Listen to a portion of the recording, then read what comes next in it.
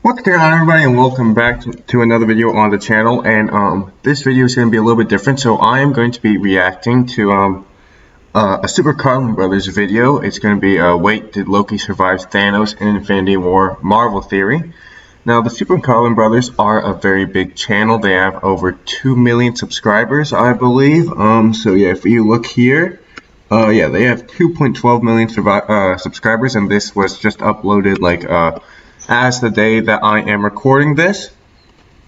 But I have to say, even though I love the SuperCarlinBrothers content, I have to say that I was not impressed with this theory, and there are many holes in this theory, and even in this video in general. I don't think it was up to par with their other videos. So I'm going to be making this video pointing out everything that at least in my opinion, went wrong with this video.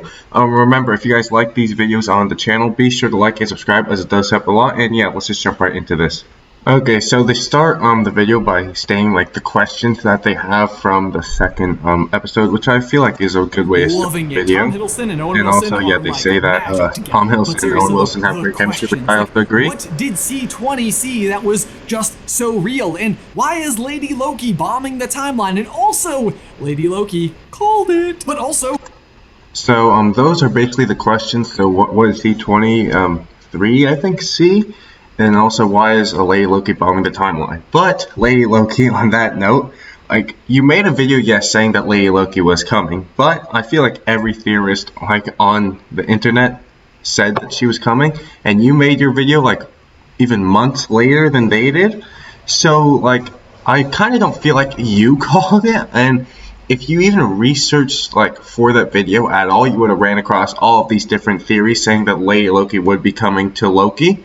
To the Loki show. So, and you also stated some points that sound familiar, at least, because I heard them before in other videos. So I wouldn't say that you called it per se, but say that the whole internet called it. Who is Ravana's other agent? And what is the deal with the snow globe?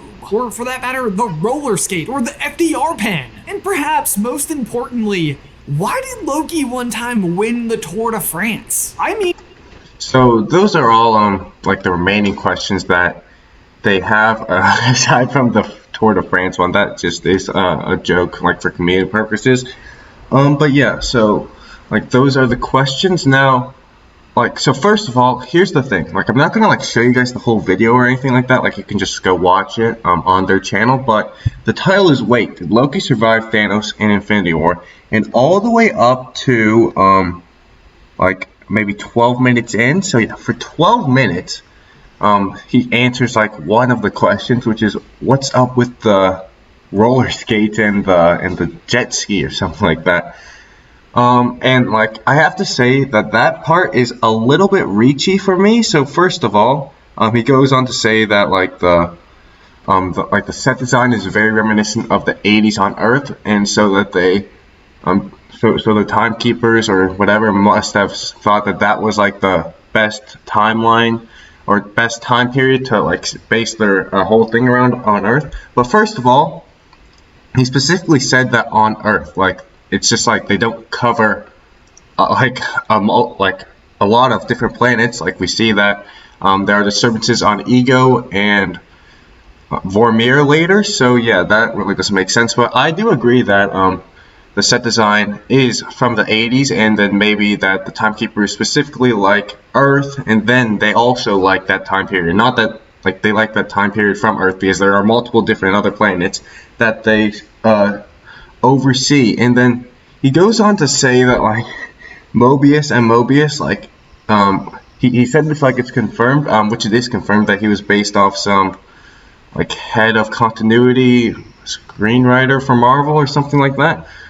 So yeah, and he addresses all the parallels, but most of that is just very reachy and very circumstantial. So I really don't like how that, how he explained it, and even if he explained it well, who really cares about who Mobius was based on? And he also he goes on to say that the props are all from the 90s, so it's So since the props are from the it like shows, because that guy that Mobius is based on died in the 90s, so it shows like how Mobius is like doing a repeat or a re-loop, because Mobius means it's just an infinite loop, like what we saw in Avengers Endgame, where Tony Stark did an inverted Mobius strip to invent time travel. But like, I'm sure that's what was intended, or maybe it's just a big coincidence that all the props like the jet ski and the drink that was only available in the 90s are all from the 90s, like when he died. But like, still, like, who really cares? I mean, it's just an Easter egg, isn't it? So yeah, that's just that. And then you go down to like 12 minutes here, and then he like really gets into like the title of the video, so we have to wait 12 minutes, which is also another thing. I feel like the pacing is way off, because he spends like 12 minutes explaining some stupid detail, and then 3 minutes or 4 minutes explaining like the actual like theory. So it's just like, why, like, he needed a way to lengthen the video, but like, why did you spend 12 minutes talking about a jet ski? Like, I don't get it. Those rings are already there. And they're all from you. Mobius like gladly reaches for a coaster in this particular situation, and also seems kind of skeptical that the other rings were left by him. It's from your other favorite analyst. Mobius keeps leaving these rings because he's on repeat over and over and over again, which is also why he doesn't remember leaving them, and why he doesn't have an agent number, because he's the center of it all. He's the tiny cog holding the whole thing together, and he himself doesn't even realize it. Which brings us to... So that's basically like the conclusion of the first phase, just that Mobius is on repeat and repeat. And like, he also said that all of the other time agents were might be clones, which just like, if they are clones, they don't look like Mobius at all, so I don't know about that. But also, I do like his theory that Mobius is on repeat and repeat, but because it does explain the lines or the rings around it, because obviously we saw that Mobius doesn't want to do it, but then the judge wouldn't lie when she's saying that Mobius did do it. So he might be on repeat and repeat over again, but I also think that there might just be like some clones of him, not just like the whole TVA's clones, but there's like another clone of him, or there's like another version of him that is coexisting, like, you know, the time or the variants, like they just let him live to work there. So there's two Mobiuses working at the TVA at the same time. I don't know, that's my theory, but I don't know. Like, him repeating over and over again doesn't really make sense to me, but who knows? Like, it might happen. It's certainly plausible that that is the explanation. One of the other questions coming out of episode 2. What is Lady Loki up to? Why is she bombing the sacred timeline? I think what's going on here... So that is the start of the second part of the video. As I said, after 12 minutes, why is Lady Loki bombing the timeline? Here starts with Loki's revelation in this episode that the TVA has a hole in its security, and it has to do with apocalypses. I actually think the way that they demonstrated this particular idea was really well executed, because it's kind of complicated to understand at first. It's when they're in...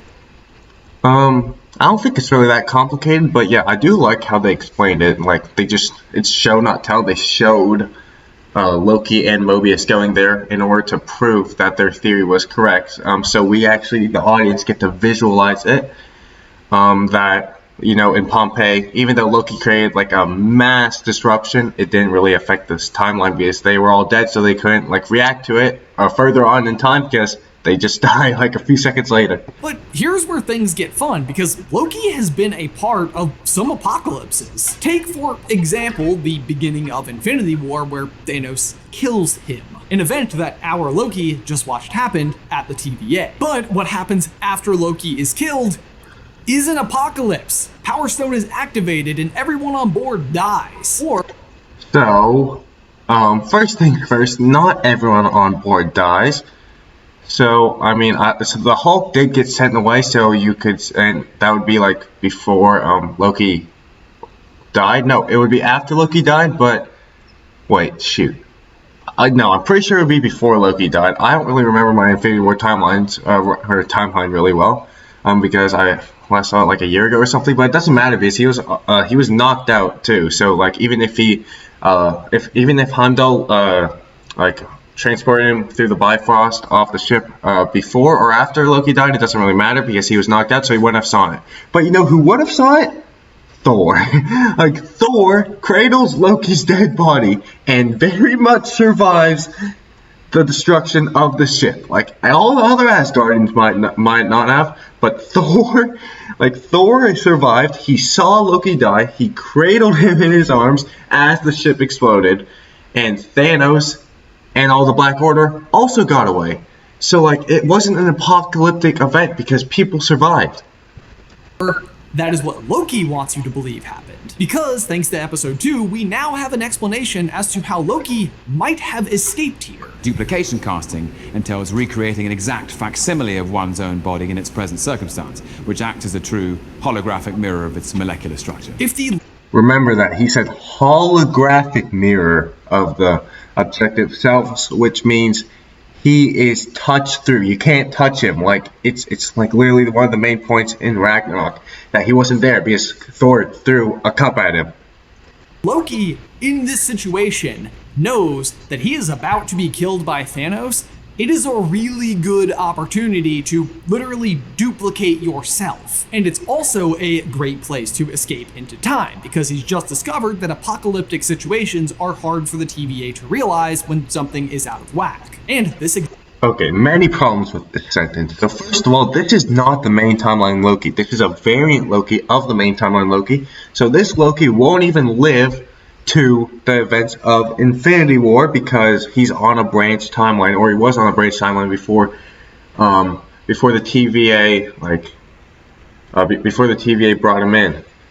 Okay, second off, he said like the duplication casting is creating a holographic image.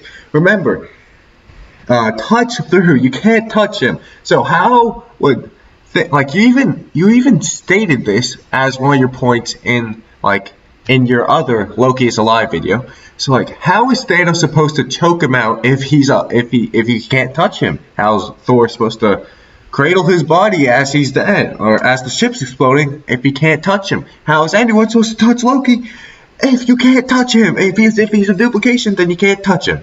Exact trick is how Lady Loki has been dodging the TVA for so long, by hiding in apocalyptic situations. So, in a nutshell, what's it was not an apocalyptic situation.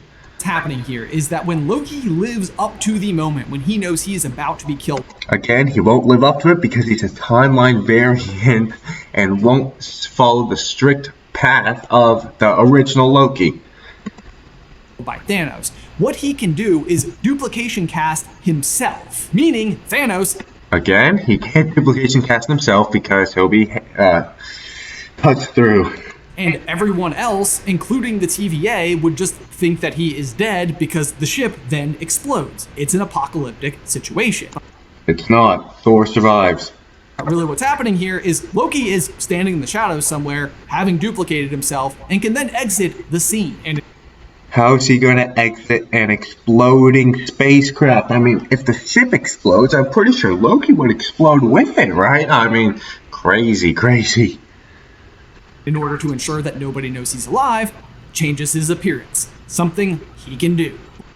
Okay, so he could change his appearance, but then, if I was Loki and I wanted to hide, I'd maybe just change my face a little bit. I wouldn't change my whole gender. I don't know, that's just me. That seems a little drastic, especially since they already called this version of Loki a variant.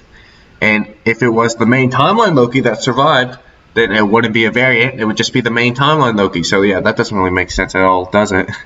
So he goes on to say that the reason that Lady Loki is bombing the sacred timeline is because she wants to create free will, so that every choice does matter, meaning that there has to be a multiverse for that to happen. And I do think that that is the case. I think that she wants free will, especially since we know that one of the upcoming films is called Doctor Strange in the Multiverse of Madness. So, there has to be a multiverse, not just one sacred timeline. So we know that the multiverse is going to get blown up, as it just did. But then he goes on to say later that, Lady Loki can just hide in one of those timelines, hide from the timekeepers, which doesn't really make sense because, she asked the agent where the timekeepers were, meaning that they are the target, not the sacred timeline. The sacred timeline is a distraction, especially since we see Lady Loki go to the TVA. So, I don't know. There might be a reason for this, like creating a multiverse and all that to do free will, but still, like, this is just the distraction. She wants to get into the TVA when all of their agents are outside so that she can attack the timekeepers, who are presumably in the TVA because that is where she went. So yeah, like, I just disagree with this theory on multiple accounts, and I honestly think it's just a pity because SuperCarlinBrothers creates just such great theory videos, but I feel like this one just missed the mark a little bit. But anyways, that is going to do it for today's video. I hope you guys did enjoy, and if you guys did, be sure to like and subscribe to the channel, and I'll see you guys in the next video. Too easy!